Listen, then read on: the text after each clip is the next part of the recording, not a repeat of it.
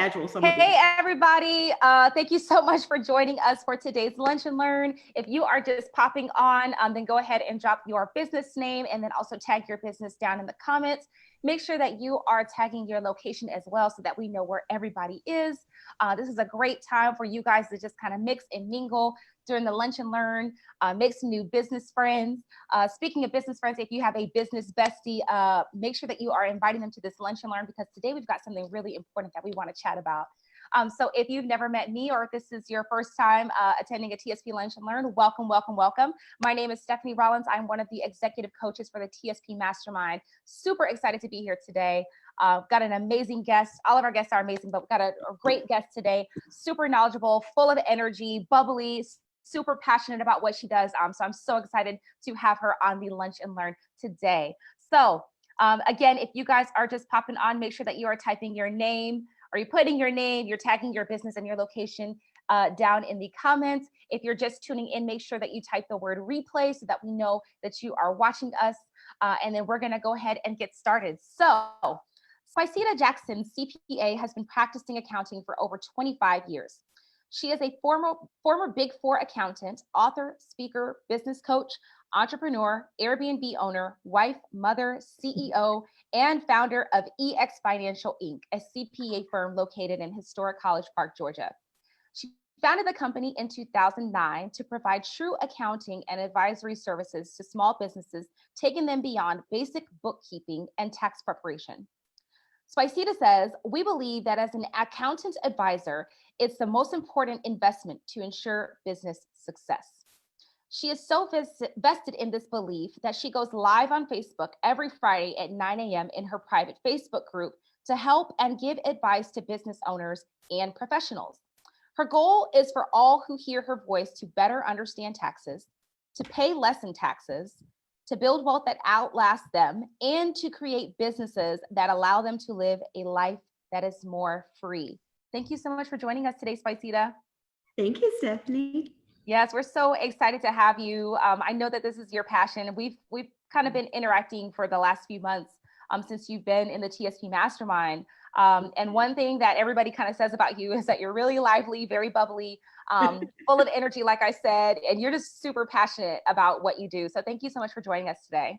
Thank you for having me. Thank you. Who could make accounting fun, huh? Right. Who would have thunk it? Who would have thunk it? Yes, but you make it so easy to understand. So I'm super happy that you are here to just educate the audience because accounting and bookkeeping, all these things may seem confusing to, the business owner, but it's super important for them to know it because it can make or break their business. Yeah. So yeah, can you tell us a little bit about why you're so passionate about this, how you started your business, and just a few quick things that business owners need to know. We're going to go into your 5 things in just a second, but if you can just kind of go into those, that would be great. My background's in mergers and acquisitions and audits. I'm a financial statement specialist. I've been doing my firm for, we're in our 11th year. And so, I'm an entrepreneur. I didn't start off as an entrepreneur. I was like an accountant consultant, started my firm mainly because I realized that small business owners didn't have the same level of services available to them that big corporations had, right? And so big corporations are successful because of a lot of times the services that they have available to them. And I often tell this story about a deal that I did, and I had, where I was representing the buyer. And basically the company was trying to sell their company for $7 million. And my client was willing to spend $35 million for the company. Oh. And this poor guy struggled to try to get his purchase price up. But if he had only had access to, a good accountant, a true, because I always say all accountants are not created equally. Accountants have specialties just like lawyers and doctors do. So it's important that when business owners do transactions that they, number one, understand the numbers, understand the why of the numbers, and how the person that they're interacting with, whether it's the bank or an investor or even themselves, what are the numbers saying about your business? Because one of my points is, and it kind of takes me to it. Numbers is the language of business, and that's just how businesses speak, through numbers.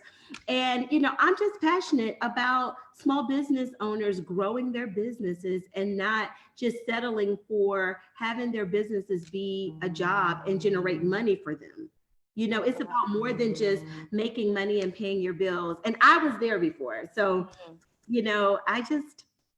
I just really like to share, what I know and what I've experienced. And mainly it's because I experienced it, right? Yeah. Although I'm an accountant, I'm not, you know, I wasn't born a business owner. I just understand numbers, right? Understanding business is a little bit different. Got it. Got it. So really quick, Spicita, can you tell us really quick, do you know about how many Black people are working in mergers and acquisitions? Are there a lot of Black people? Is it? Not many. Okay, Not I was supposed to say, I would guess we're underrepresented, but. Yes, I'm a unicorn. Oftentimes I was the only woman and the only African American woman. Now there were some men in that I interacted with and that I got the chance to work with, but very few African American women. Got it. In the industry. So it's a very good old boy type of industry. Oh, yeah. Yay for the good old boys. Don't you just love that culture? Boys. I play golf and everything, Stephanie. I had to learn how to play golf so I could be out there. That was before I was good. Oh, Lord. I cannot even. Well, I know what it's like, but no. The golfing, I can't do it. All right, let's go over to the comments really quick. I see we have Shanette on. Hey, Shanette. I see we have Anise, Adrian. Anise is from Chicago. Awesome. Oh, it looks like you have a soror on here, Spicita. Anise is your soror, she says. Hey, Crystal Taylor. Hey, Jasmine, I see that you're on. All right, awesome. Hey, Tezra, I see that you're on as well. Make sure that you guys are sharing out this video because Spicita's got some amazing nuggets that she's going to share with us. So let's go ahead and get started. So Spicita, I know you talk a lot about business entities, and 2 of your 5 things actually pertains to business entities. So can you just kind of tell us a little bit about that, and then why it's important to kind of pay attention to what type of business entity that you're being taxed as? Business entities, I mean, a lot of times as business owners, we may incorporate our businesses, we may not. Often we jump into business because we're good at, whatever service we're providing, or we discovered a product that we're very passionate about, or we opened up a restaurant, or we decided to sell cupcakes and we just jumped into it, right? Yeah. But business entity selection serves 2 purposes.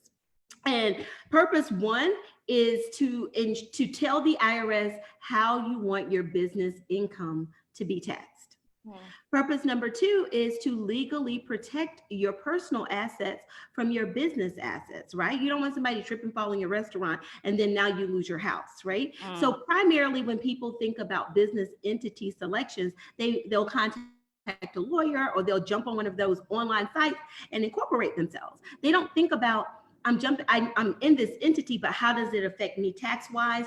And is it the right business entity for the business where my business is and where my business is going in the short term? Because oftentimes you can incorporate as the wrong type of business and it can cost you a lot in tax dollars. I've seen it a lot. That's one side of it. And the other side of it is business owners incorporate the business and just leave it like forever and ever as whatever they incorporate it as. And, I'm really passionate about changing the way we as business owners view our businesses. I do a webinar, I do a seminar I've done one, I do it in live and I've done it in person, and I'm going to make it available to everybody at the Lunch and Learn, but it's called Business Babies Grow Up. And business, just like our kids grow up, our businesses need to grow up. Your business can't stay an infant. Our goal is for our businesses to go from infanthood to adulthood because we want them to be self-sufficient and to support themselves. That is very important Because a lot of times, if you're in the wrong business type for where your business is or where your business is going, it takes tax planning. You can overpay. Like I have this conversation, Stephanie. I can't tell you how many times, especially during this time of year, and even a little bit before in the fourth quarter, because, with the new tax law, people are like, well, should I be a C corporation because the C corporation rates are lower. I think it's very my number one point is, when you go into business, make sure that you know what you incorporated as. Right? Because a lot of times people incorporate and they forget about it. Yeah. You're not supposed to incorporate and forget about it. Incorporation is actually a tax planning strategy. You want to incorporate and make sure that the type of entity you are is still good for where your business is. And I just want to say this as well for LLCs. LLCs can be treated as sole proprietorships. LLCs can be treated as S corporations, and LLCs can be treated as C corporations. It's up to us as the business owners and working with your accountant to determine what is the best entity structure for you so that you can pay the least in taxes and keep your capital in your business so that you can grow your business. It's all about maintaining capital to grow, not maintaining capital to give in taxes. And so there are a lot of strategies that I take my clients through in understanding their numbers to make sure that they legally don't overpay in taxes and they properly structure their financial statements and have good numbers, right? So like my other point is making sure you have good financials, making sure you have good numbers, and making sure that when you're profiting, there's good profit, right? And then when you're losing, I also define there's good losses and there are bad losses. Have you ever heard of a good loss? I'm not sure that I have, but I wouldn't know. I would have no you own a idea. business, right? So when you own a business and you have a good loss is where you still have money in the bank and it's not a statement loss, but it's a tax loss. Got it. Okay. Got it. Because I always talk about, and this isn't one of my points, I talk about this all the time. Okay, stop me if I'm going too long, but look, financial statements are for three purposes, right? We use financial statements at a basic level, which is to prepare our taxes, right? But financial statements should also be used for you to make decisions about what direction you want your profit to go in, right? What decisions you're going to make about your business. Can you afford to hire that person? What products or services that you're selling that get you the most margin, that can get you to your goals faster? That's using your financial statements for decision making. But then you also use your financial statements to get access to capital. Right? Whether it's from an investor, whether it's from the bank, people like to lend to or invest in businesses that have a trajectory of trending up to make money. And banks like to lend to businesses that show that they could pay them back. Absolutely. So if you're simply using your tax returns and you haven't structured your tax returns correctly, you could be losing out on getting access to capital that you need to grow your business. I love that. And that's such a great point because I don't think a lot of people focus on that. But such a great point. Let's go back really quick, Spicita, because you were talking about the business entity and is it the right entity for where your business is at now? Can you just quickly kind of break down that process if somebody is looking to change up their entity? What's the process? Okay. I normally say, you need to have a one-on-one consultation with your accountant to make sure that this is what's working for you. But typically when people first start out in businesses, I think to legally protect yourself, it's easy to get into an LLC, right? So we're talking about newbie businesses. You go ahead, you do an LLC. You will be treated like a sole proprietorship. You only have to file one tax return. You don't see the biggest myth right now is a lot of times when people start businesses, they try to determine, when do I pay myself, right? With an LLC, Schedule C, meaning you're the only owner in that LLC, you only file one tax return. And it's your personal tax return, and that tax return has what's called a Schedule C. That Schedule C covers a myriad of things, okay? It covers how much you're going to pay in income taxes or report as income or losses for your business. And secondly, it covers your payroll. A lot of business owners don't know that, because they'll come to me and they'll say, well, when do I start paying myself, right? And you're paying yourself so that you could contribute into Social Security and Medicare, so that when you retire, you can get some retirement money. Right. That makes total sense. So Yeah. when you're at that point and you're a small business, and when you know that your business is going to be losing, right? So a lot of times in the first startup stages of businesses, in the first 0 to 3 or 0 to 5 years, you may have losses because you have a lot of fixed assets and equipment and a lot of upfront costs that you can depreciate in your business. And a lot of entrepreneurs are working, as well as like they're still in their 9 to 5s while they're starting their business, right? That's a good time to be an LLC sole proprietorship, because you're able to take all of the losses of your business, right? It will be treated as what's called ordinary losses, and you can offset all of those losses against your W-2 income. Now, if you were an S corporation and you jumped into an S corporation too soon, right? Because, you know, these people in this internet streets told you, and I say internet, the people in the internet streets told you to be an S corporation because they're an S corporation or whatever. No. That S corporation may not be right for you. S corporation is something that, like I said, S corporation is a teenager, right? You don't jump from being an infant to being a teenager, do you?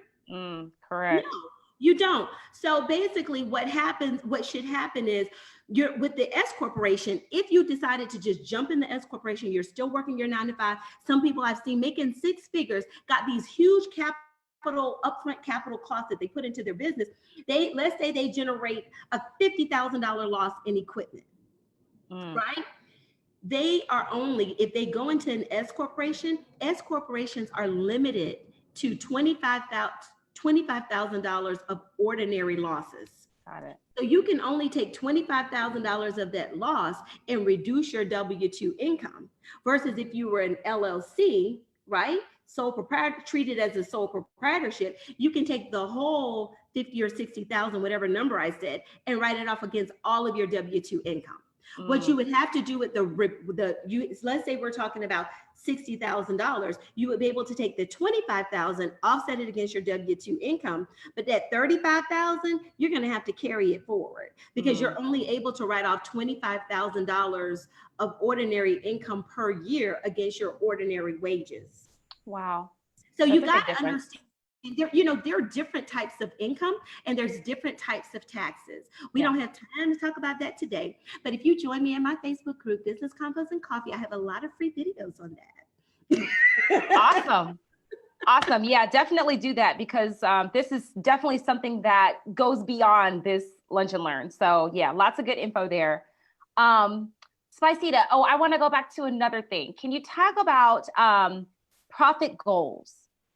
Yes. Talk a little bit more about what they are and what people should strive for. How does that affect your taxes? All that good stuff.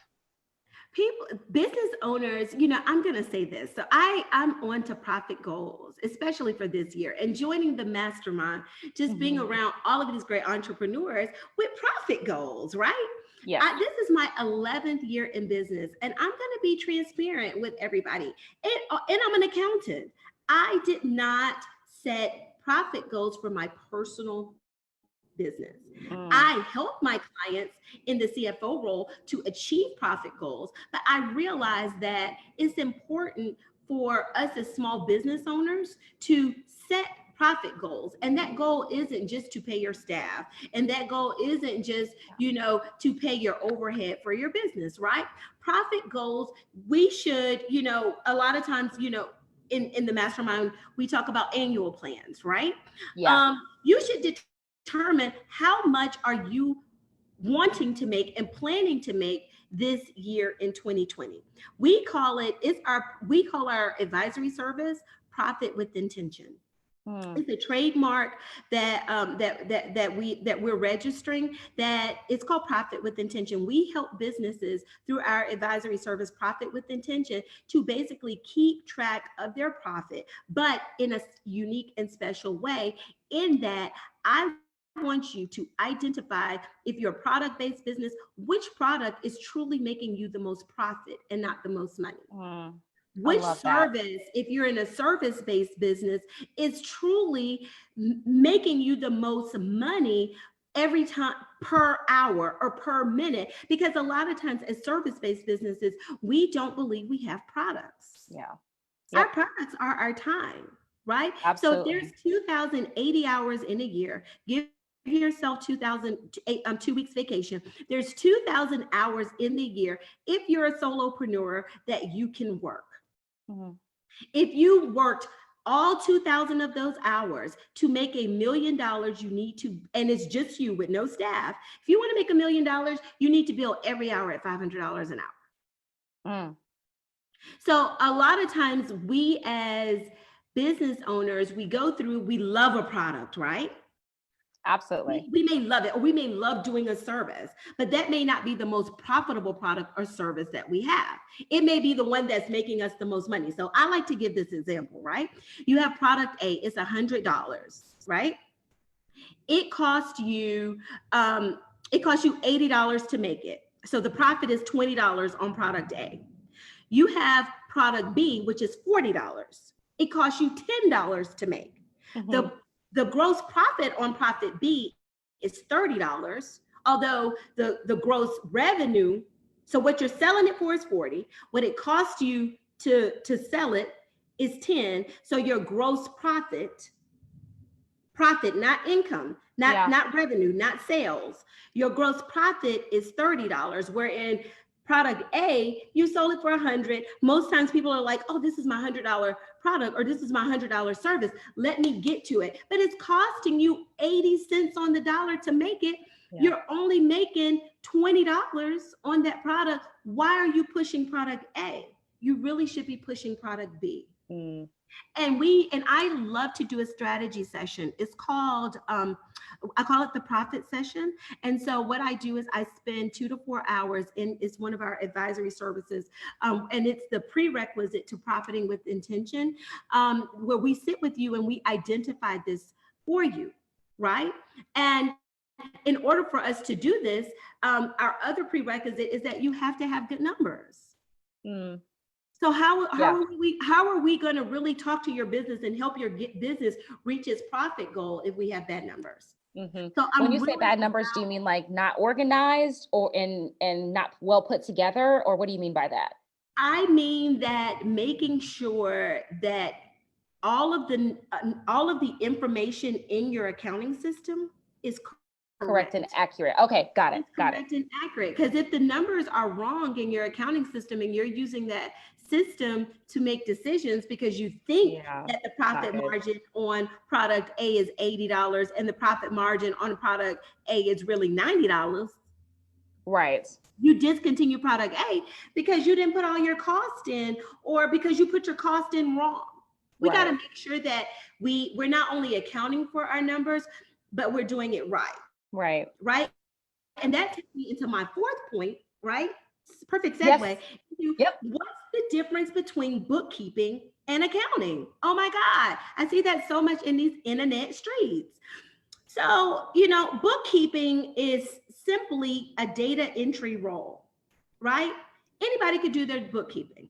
As long data entry, can you get the data in the system, right? Mm-hmm. Bookkeeping is getting it into the books, making sure that it's all in there. That's completeness. But are we making sure that the numbers that are in the system, are they being reported correctly? Right. In accordance with accounting principles, right? Does the person putting it in really know how to structure financial statements? Mm. Are they just data? I mean, you could get a bookkeeper charging you all that money, putting your stuff in and charging you like an accountant, but you're not getting the information you need to make, Yeah. because you're simply trying to get the information in to prepare your taxes, right? Mm. And that goes back to even if you're doing it to prepare your taxes, you got to be aware that when you're trying to go for financing, the first thing that the bank is going to ask you for is your tax return. Yeah. So if your numbers are on the wrong line item and the bank does add backs of certain expenses to true up your numbers so that you can qualify the loan, you got the stuff in the wrong bucket. You look broke, but you're truly not broke, right? Yeah. Or an investor is looking at your business. Business valuations are often based on EBITDA, which is earnings before interest, taxes, depreciation, and amortization, right? EBITDA, right? If your EBITDA is off, meaning you didn't depreciate things that you were supposed to depreciate, you didn't capture the interest correctly, you didn't pick up the taxes right, and you didn't pick up the amortization right, you know what you just did? You just undervalued your business. And you've undersold it. Numbers are so important. Numbers are truly the language of business, which is my point 5, right? Yeah. You would never go or date someone or go to a country and not try to learn the language, right? Just like English is a language, just like Chinese is a language, just like Mandarin is a language, there's just Chinese, just like Spanish is a language. I believe, and my firm believes, we firmly believe this, because numbers is a language. Yeah, right? definitely. If you're in business, you need to be speaking a little numbers, not no numbers. Because if you're like, oh, I hate numbers, a lot of times business owners are like, oh, I don't like numbers, right? Yeah. How could you not like numbers? Numbers You equals like money. Exactly. Because if you can Exactly. understand the numbers, it'll help you get to the profit that you want so that you can live the life that you want, right? Absolutely. It'll help you get to the tax number that you need to get to, because so that you can pay the least in taxes and reinvest the money. Rich people always talk about, oh, well, the wealthy is this, or, oh, well, why did Amazon only pay 1%? Oh, well, why did all these you know why? Because they understand numbers. Yep. And if they don't understand numbers, they hire an interpreter, which is an accountant, to help them get to where they need to be. No one goes foreign country without one of those translator books or something, right? Yeah. Why would you be in business and not have, if you don't have the time to understand numbers, or it gives you a headache? I hate IT. Okay, I don't try to do it. I try to do it the least that I can. I could do it. I don't have the patience for it, right? So I hire somebody don't give me the details. I'm gonna tell you where I want it to go, and you just do it, right? Exactly. You need to hire an accountant to do that for you, help you get to your number goals and interpret it for you. And don't work with an accountant who you don't understand. Yes. Because if they're still talking to you in Chinese, that's not helping you. You need somebody who can interpret numbers for you to get your numbers where you want them to be. Because numbers is the language of business. That's it. Absolutely. And can I just say one thing, Spicita, because you were talking about how, people are mad at Amazon for not paying this and that. The fact of the matter is that, unfortunately, for a really long time, we as a community, I feel like we haven't really had access to this information, but that access is starting to open up a lot more, right? We haven't really been let in, but things are definitely changing now. And now that we know about these things, now that these things are a little bit more readily available to us, it's time to take advantage of them, right? It's not just so that you can make more money or this and that. It's about the bigger benefits. You know what I'm saying? You're creating this generational wealth. You're creating something that you can pass down to your kids so that they can pass down to their kids, and, so on and so forth. So I think that was a really important point that you just made, because I've seen that a lot too. Yeah, and a lot of the tax code is free. It's out there. I mean, nobody wants to read it. Right. But I mean, it is there, and there is some new tax laws out there. I just think that can I make a suggestion? Sure. One of the things I pride myself on is making sure that my clients understand their tax returns. How do we get to the number? I don't think it should be a secret. I think that when you have somebody prepare your taxes or prepare your numbers, it's important to have a year-round relationship with your numbers. Okay. So look at if you're a LLC and you're filing a Schedule C, make sure that you understand page 1 of your 1040, right? And then there's something called the Schedule 1. On the Schedule 1, you need to know what each one of those adjustments are. It's only like 10 of them. Right? And then go over to what's called the Schedule A if you itemize. And understand what the itemized deductions are. It's not that many of them. Plus, you're not going to get all of them. You got the medical costs, you got the state and local taxes, you got the mortgage interest, and you got the charitable contributions. Do you have any of those? Right? And this is before we even get to your business deductions. Let's start on the personal side.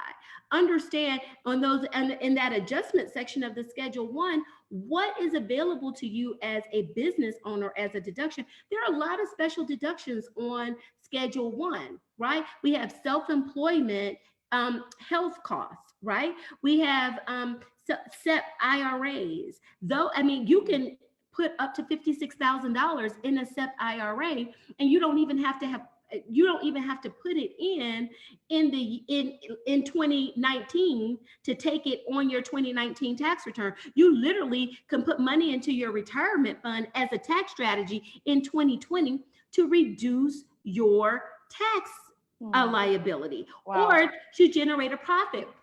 I think it's important as business owners, even if we don't have access to the information for people who have $1 million in assets, right? Because accredited investors, which I'm getting into financial planning kind of stuff, but in tax planning, if you're an accredited investor, that means you have over $1 million in assets and you're privy to certain information. But before you even get there, you can understand Schedule 1 and Schedule A of the tax return. And then take a look at the Schedule C. Those are all of the deductions that those are all of the deductions that business owners qualify for that non-business owners don't. Non-business owners are limited to Schedule 1 and Schedule A. But as a business owner, you are expanded. If you're an LLC sole proprietorship or a sole proprietorship, you have all of your business deductions that you can take on what's called the Schedule C.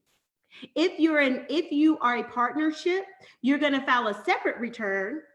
If you're an S corporation, you're going to file a separate return, which is called an 1120S. If you're a C corporation, you're going to file a separate return called an 1120. But if you are an LLC or an S corporation, your income from your business, from the separate tax return, is going to funnel into your personal tax return, and you'll end up paying taxes at the personal level. But I don't want to get into that. I just wanted to mention it because I want to make sure that people are understanding the line items of the tax return that affects them. Got it. Wow. So that was all really good. Child, if you missed it, you need to catch the replay because that was so many nuggets. That was so many nuggets. And just a lot of information that you need to know, that we need to know as Black business owners. So please, if you missed all of that, I need you to catch the replay. Because now we've got to do kind of like a rapid fire Q&A because I see a couple of questions coming in, so I want to make sure that they get answered. Okay. So Malika is saying, do you have any tips on how to find the best CPA for your business? Link tr.ee/Spicita. So anyway, or just Google Tax Plus 365, Malika. That is the best. But on a serious note, I think it's important to make sure when you're working with an accountant, sometimes your business may not be ready. And actually, we have a quiz coming out that will help you decide where is your business in selecting an accountant? Where is your business and being in the right entity type. If you follow me, you'll see it when it comes out. It will be a free quiz, but prior to that quiz, basically your business may be at the bookkeeper level. And if you're at the bookkeeper level, you're an LLC, and basically you want to make sure all your information is getting in. If you have the time and capacity, because I think it's all based on time and capacity when it comes to bookkeeping, right? And we always talk about, like, is that a money generating activity for you? Is it something that basically is taking away from you, doing a $2,500 revenue generating item versus doing a $10 item, right? That's when you decide. But with a lot of the QuickBooks and a lot of the which I'm not pushing any one or the other, you can put your bookkeeping on autopilot. You can hire an accountant to go in, train your QuickBooks and say, QuickBooks, hey, when you see Staples, put that in office supplies, right? We can train the accounting system to do automated categorization for you, right? Now, once we do that, if you're not an accountant and you don't, and you're not knowledgeable in it, but you're trying to do things with your numbers, you need an accountant to review your stuff monthly, quarterly, every 6 months, once a year, to make sure that your numbers have been properly put in the proper place. And you need to be clear with that accountant, because that accountant may be a tax preparer, even if they have a degree, even if they have a CPA license. You need to make sure that they understand financial statements, because you would never go to your general practitioner to perform heart surgery, or if you have cancer. Accountants are the same way. And so people get out here on this internet streets talking about the accountant messed them up. No, the accountant didn't mess them up. You messed you up because you picked the wrong accountant for what you needed. Love it. Love it. Anise is asking, what advice would you give a novice like me preparing to leave my 6-figure job to start my own business? Anise, I think that when you're getting ready to start your own business, I think make sure that you don't spend your own money. A lot of times in entrepreneurship, when we're leaving corporate America, we often will use our retirement funds or our 401ks to start our business. I highly recommend you not doing that. Also, if you have a capital intensive business, I recommend getting business loans and lines of credits and credit cards before you quit your job, to give yourself access to capital, so that, again, if you get into a money crunch with your business, the bank is going to be looking at your tax returns and your business's ability to repay the loan. Banks may not be jumping to give you money as a startup entrepreneur, whereby while you're holding your 9-to-5, they're happy to give you money because they know you can pay it, because you have your 9-to-5 that you've been at for umpteen years. Got it. All great advice. Spicita, thank you so much for joining us today and just educating the audience. It's just always a pleasure doing these lunch and learns, but especially, when the knowledge just goes further than this 30 minutes. This is things that you talked about today is just, no. I wasn't saying we went overtime. I'm saying like the knowledge goes further than this. Like this is just it's not even the icing on the cake. This is literally just the beginning. So thank you so much for just coming on and educating everybody today. We truly appreciate it. And I have I have a free webinar for everybody. Yes, tell us about it. So I do Facebook Live in my group, and I have a video that I love to share with you guys. It's called Business Babies Must Grow Up, and basically it'll help you look at your business a little bit differently, to help you determine if you're in the right business entity for where your business currently is. So I'll offer that to you guys for free. You just have to click on the link, and the video is yours. Awesome. And we are going to go ahead and drop that link in the comments right now. So make sure that you grab that. And then Spicita, tell us the name of your Facebook group again, please. Business Convos and Coffee. That's convos like conversations. Convos, CONVOS. Yes. And coffee, because I love business. I love to talk, and I love coffee. Okay, awesome. Awesome. Well, thank you so much. Guys, if you have any questions, you could pop them in the comments, and Spicita may be back to answer them. But in the meantime, make sure that you go ahead and grab her free offer, because that can probably answer a lot of your questions as well. So thank you guys so much for tuning in. Next week, we're going to be back with Crystal Taylor with Fitness is Not a Game. And we're going to be talking about how you can keep your fitness up while you are engaging in all of your entrepreneur activities. So thank you guys so much. Spicita, once again, thank you. Thank you. Bye, guys. Okay, take care, everyone.